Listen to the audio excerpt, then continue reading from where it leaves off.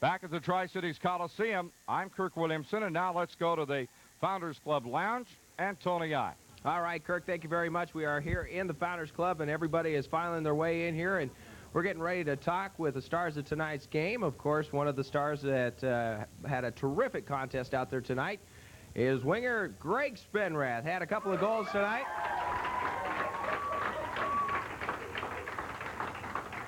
Congratulations, Greg. Great victory for you guys tonight. Beat the #1 Kamloops Blazer team here and did it very convincingly. Led every period and came out tonight 8-5. Big win. Thanks a lot, Tony.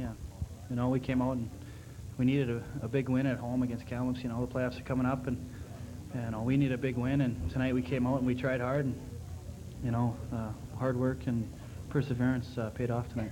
Each period, you guys were able to put a marker on the board very early within the first 3 minutes of every period. So you guys really played a full 60 minutes, and that is kind of the key, isn't it? Against a team like this, you cannot be down, or you cannot be only halfway into the game, play 20 minutes or play 40 minutes. Against teams like Kamloops, it's every minute. Yeah, well, you know, early goals help a lot. You know, we get the momentum of the game going, and you know, a team like Kamloops, you can't have a lapse for 2 minutes, 5 minutes, because they'll just put the puck in the net.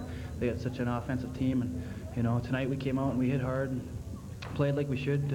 Cozy was good on the bench, working 3 lines. You know, we had a lot of ice time for the players that did play, and you know, we prospered.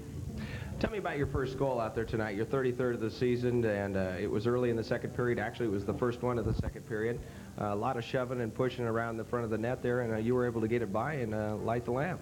Oh, I think it was a weak goal. I just got the puck in the slot, took a shot at the open part of the net, and he got a piece of it, and it just dribbled in. And you know, I'll take him any way I can get him. And then your second goal came further down into that second stanza, and you were able to almost get yourself a hat trick a couple of times there tonight. Don't even want to talk about that, Tony. There were a couple of times there. Greg, I tell you what, with the excitement of the playoffs coming up, of course, Kamloops, you have to see them one more time here in the Coliseum before it's all over with.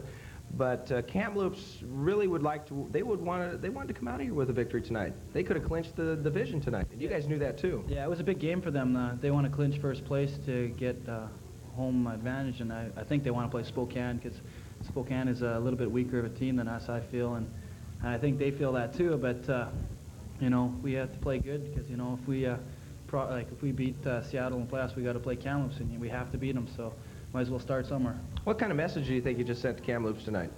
Well, you know, it's going to be a hard, like if we play Kamloops, it's going to be a hard-fought series, and we're not going to let them push us around.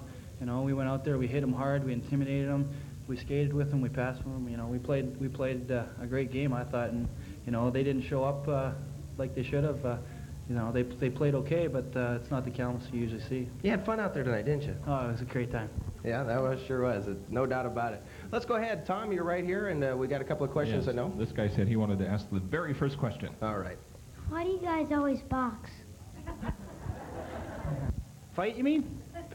Well, it's a strategy, I guess, sometimes in the game. You know, you lose your temper, or you know, it's just brought on because of the type of game it is. It's nothing that you like to do, but if it comes down to it, you have to do it, and you know, everyone's willing to do it, I guess.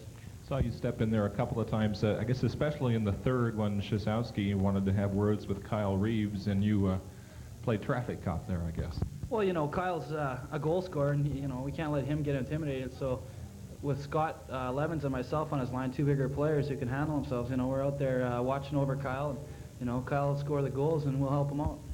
All right, another question? What did you think of when Sakic got Player of the Year award? You know, I feel real good for Brian. You know, he deserves it. He's played real hard, and he's a talented player, and I hope he goes and gets the WHL Player of the Year and goes on to the Canadian Hockey League you know, award ceremony, and hopefully win there too. Like, best of luck to Brian. All right, another question? Who has the best crowd in the league? Well, definitely Tri-Cities, I feel.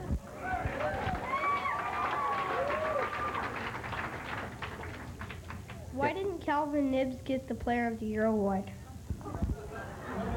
This is Calvin's agent, I believe. Yes.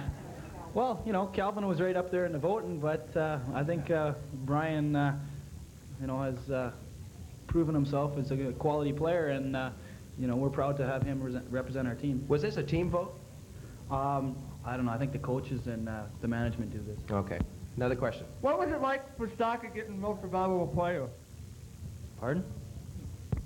What was it like for Brian Stockton to get the most valuable player of the year? I think you just answered that there, Ray. I believe that he's very excited about it, and I believe it's something that the team thinks that he deserves. So it was a good honor bestowed upon Brian Sakic, no doubt about it. Greg, I how tell do you, one question, if I may. How do you mix the joy of having fun with the determination that's required to win these as you head into the playoffs? I know it's got to be fun, but it's got to feel a little bit like work, too, at this point of the season. Well, you know, you go out there and you get a few hits and you see them hurting. Like I think I hit Murray and he got cut over the eye. And I started. Oh, was laughing. that you that did Yeah. that? Oh, And he was a little. Oops. You know, we just sort of looked at each other and had a little laugh. And you know, it's like Murray's a good friend of mine, and we had fun out there. You know, it's a game. You gotta do what you gotta do, and it gets fun out there. Hey, I want to ask you real quick before we let you go here, is that when you got called near the end of the game with the 2 minutes and Corey Hirsch, I happened to be watching that entire play, and you were down on the ice, and I didn't feel that your 2 minutes were justified there as he was throwing that sticker up quite a bit. No, I took a good swing at him because last year there was an incident where he injured me very deliberately, I guess you could say. And I'll get it back at him if I have to. And I got tripped in front of the net, and I didn't think I thought there was a penalty deserved. And then he was sitting on top of me, and I didn't like that, and so I gave him a swipe. And the referee said, "We got to stop this before all hell breaks loose." Do you guys talk to each other there? Oh yeah. Do you guys There's a lot of words going out there. 4-letter friend getters, huh? Yes, Yeah, you could sir. say that. Yes, sir. Tempers get hot. All right. Greg, we'll tell you what, we'll let you get down there and get a shower. Appreciate the time coming up here and talking on the post-game show. Great game tonight. We'll see you tomorrow night in Seattle, okay? Thanks a lot, Tony. All right, left winger Greg Spenrath tonight. We'll take the time out. The Tri-City Americans do it tonight, 8 to 5. We'll be back with Billy Lindsay right after this.